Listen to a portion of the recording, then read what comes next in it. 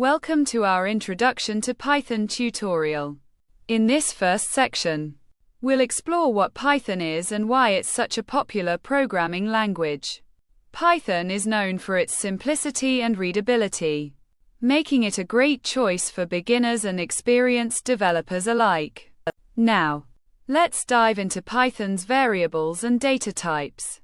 Python supports various data types like integers, floats, strings, and booleans.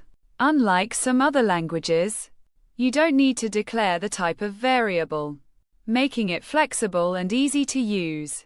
In this section, we'll look at Python's control flow statements, which include if, elif, and else.